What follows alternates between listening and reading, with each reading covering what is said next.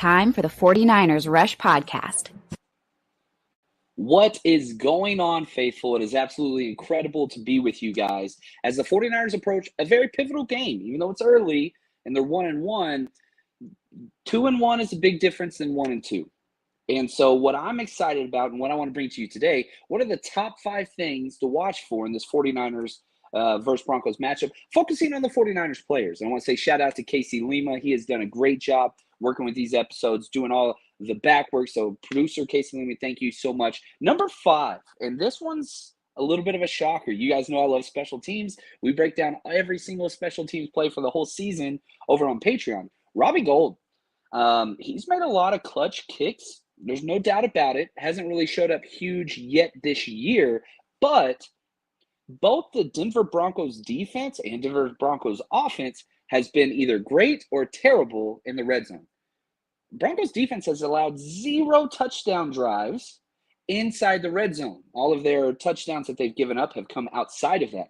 So they buckle down whenever you get close. This is going to be a heavy field goal game. Points are at a premium, and I'm a solid believer in the first 1 to 20 points wins this game, whether that's the Denver Broncos or the San Francisco 49ers. So it's important to me to see how Robbie Gould can cash in. He's been money, and again, never missed a kick in the playoffs. Not that this is a playoff game, but I do think that this is going to have a big importance factor on the game. You had the blocked field goal last week. Can you adjust those things? You know, we broke down that film. It was a bad snap.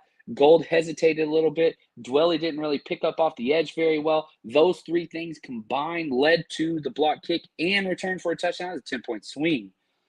Can't have those against a good team like the Denver Broncos. So curious to see what he's going to do. And the weather is going to finally be decent, so we could see a lot longer kicks. Could Gold hit a 40-plus yarder this week? I think he will. I have that there. Number 4. Mooney Ward, Charvarius, man, he has been worth every single thing that you could have asked for in signing him and bringing him in. He's been incredible. Now, this is true test. You know, obviously DK Metcalf and Tyler Lockett are legit wide receivers, but they weren't paired with a quality quarterback. And so week 1, that was another, again, not too worried about it. Well, now you've got Russell Wilson, Captain Cringe. He's back. I wish 49ers never had to play him again, but they do. And so because of that, him paired with Courtland Sutton and Jerry Jeudy, if he plays, which I expect he will play. He's been a limited practice participant. But really Courtland Sutton. You know, you brought in Charvarius Mooney Ward for one reason only. To give up no separation and play physical against these bigger, imposing wide receivers. Namely, DeAndre Hopkins, DK Metcalf, Cooper Kupp, guys like that. Well, even though it's not in our division, Courtland Sutton's one of the best players in the NFL. I'm a big fan of this kid. He's an amazing run blocker. He does all the contested catch stuff.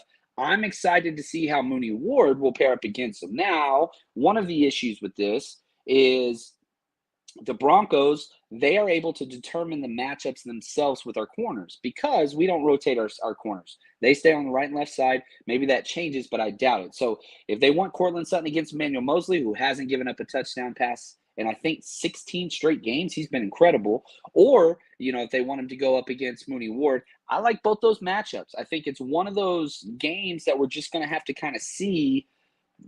Sutton's going to get his, especially with Russell Wilson throwing him the ball. So it's not like as easy as like, oh, this is going to be, you know, a shutout game. No. He's a stud. He's going to get his. Judy's going to get his.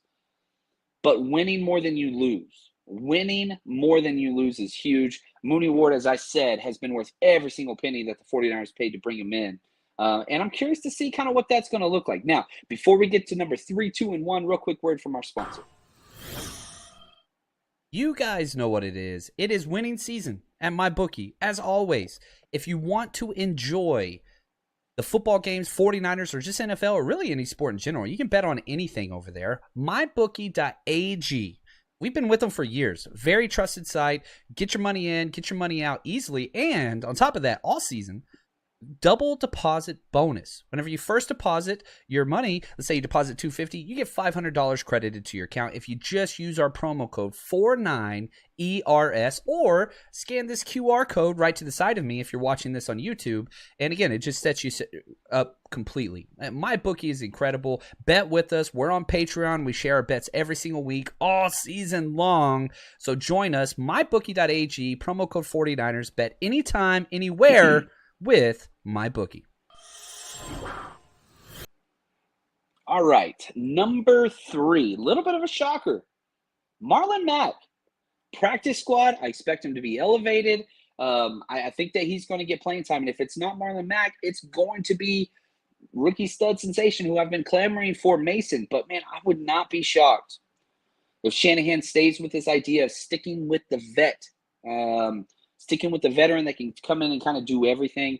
So I kind of see that. Yeah, no doubt Elijah Mitchell's out. That's for sure. Jeff Wilson's going to be the primary back. Debo's going to be the number 2 guy. But you still have to get carries from somebody else out there. TDP got a lot of carries last week, but then he got hurt. So I could definitely see Marlon Mack or Mason jumping in here. I wanted this to be kind of an either or. But if I had to bet, I think more touches are going to go to Marlon Mack just because they trust him with pass protection. Alignments, assignments, passing game, all those things. Mason's been killing it on the special teams front, but I think, again, it's just one of those things where it just makes too much sense. I could see 3 to 5 carries for Mack that could play crucial in this game. And again, brand new 49er player brought over a week ago. I think he's going to get elevated. I think he's going to get some playing time. And if not, Mason should get those touches. But those are key. Those are very, very key things because what Shanahan has shown, if he can't trust a backup running back, things get bad. You add on to that the whole Jimmy Garoppolo situation and loading the front. That's where it gets scary. And that takes us to number 2, Jimmy Garoppolo. How did we get here? We're all different people. The journey we have gone through, the journey Jimmy has gone through, Kyle Shanahan has gone through, it's been crazy. But he's now the guy moving forward. It's just what it's going to be. Nobody predicted this, but it's where we're at. And, people want to focus on blame and all those things. That's not who we are. We want to look at going forward. Jimmy came in last week and looked great. Took 4 shots deep outside the numbers, very kind of outside of his realm. But it worked. He got 2 pass interference calls. None were completed. But can we continue that mold? Stretch the defense deep. Again, if you listen to our scouting report and predictions episode, I said the 49ers rushing attack is going to work early. It just is. Because I think Denver is going to come out and try to stop the 49ers rushing attack with their base defense. But if they can't do that, that's where they bring the 5- and 6-man D-line fronts, which we've seen so much against Jimmy Garoppolo lately, and it has stopped the rushing attack. We even saw it last week in the 3rd and 4th quarters against the Seattle Seahawks. We're going to see it again. Can Jimmy overcome his weaknesses and throw outside of his frame of reference, his comfort zone, that kind of 10 to 15 yards in the box between the numbers? You got to stretch them horizontally outside the numbers or vertically deep. I really, really hope that we allow Jimmy. Man, if I could call one play, I would do a play action rollout, get him outside the pocket, and just chunk it deep on the first play. I don't give a damn if it's completed. Don't care. Don't care about pass interference. I'm coming out and setting the tone. This isn't 2021 Jimmy Garoppolo. This is 2017 Jimmy Garoppolo, where we're not scared, where we're going downfield and all those different things. So I like Jimmy Garoppolo, even though he doesn't have the rocket arm or the mobility, all those things. More than capable quarterback that can get us back to the playoffs. That's the goal. Get to the playoffs, then see what happens, right? And again, going 2-1 as opposed to 1-2, very important for that. And our number 1 player to watch in the 49ers versus Broncos, you guessed it, man. I can hear people screaming it right now. George Kittle, the people's tight end, is back. We didn't get him week 1. We didn't get him week 2. Now he's back week 3. No injury designation whatsoever. Kittle's here. So what's going to happen? I mean, the run game, he's going to help so much because he's the best blocking tight end in the NFL. So that helps. You get an extra key blocker at the point of contact. Passing game, good gosh. Last time he played the Broncos, 210 receiving yards. Like, almost broke the all-time record for receiving yards by a tight end in a game. Is he going to put up 200 yards receiving? No. But get him involved early. Allow him to bring that mentality and impact that he does in the running game and the passing game, the leadership on the field, the energy, keep everything just going. That's what I want to see. So Kittle's presence alone on the field will be significant to just help cover up so many deficiencies that happened with the 49ers with the loss of all the running backs, inexperienced offensive line, Jimmy Garoppolo's lack of mobility, things like that. Kittle can help swing all of those things into a positive light. I think the 49ers are going to win this game. And, these 5 players that we alluded to, I'm excited. I'm going to be watching them, as we're out there. We're at the game here in Denver. We'll be live right after everything ends, when the game's over, with a therapy or celebration. I expect to have a celebration, no doubt.